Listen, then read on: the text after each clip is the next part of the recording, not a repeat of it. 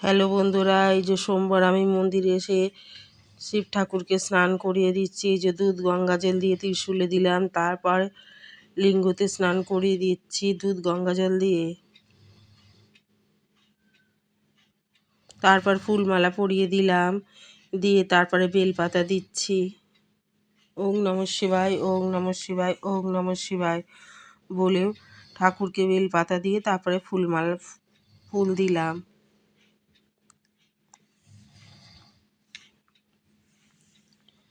ফুল চাপিয়ে দিলাম।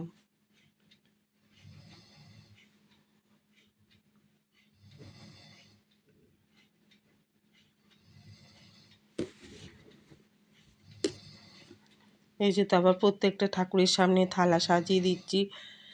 থালার মধ্যে শসা, দুধ আর সন্দেশ রয়েছে।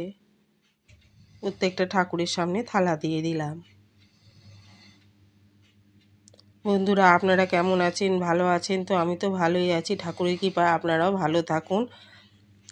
এই যে তারপর গোপাল সোনাদের এইদিকে স্নান করিয়ে থালা সাজিয়ে দিয়েছি।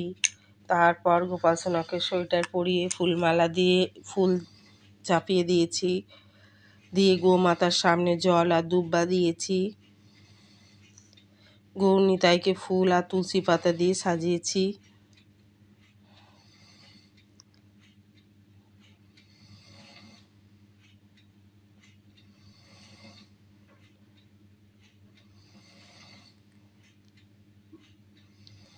তারপরে এই যে ধূপের আরতি করে নিচ্ছি শিব ঠাকুরের এইদিকে, মা কালী তার আমার সবার সামনে। তারপরে প্রদীপের আরতি করে নিচ্ছি।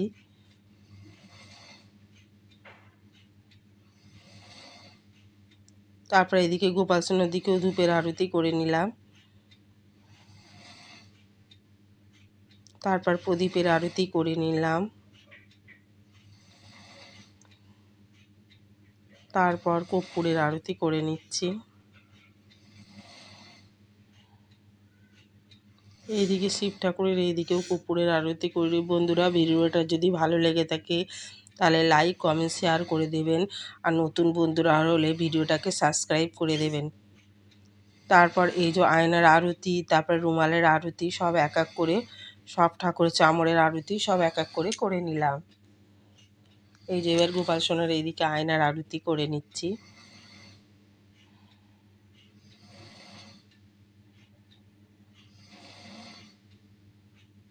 এদিকেও গোপাল সোনার এদিকেও চামড়ের আরতি করে নিলাম।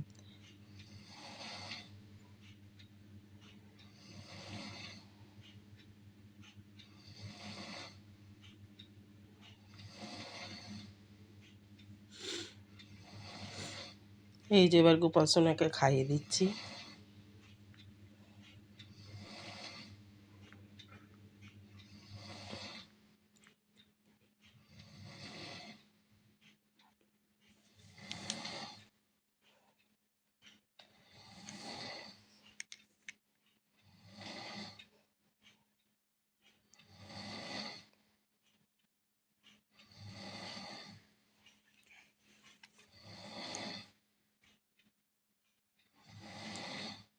এই যে খাওয়ানো হয়ে গেল বন্ধুরা। টাটা, বাই বাই বন্ধুরা।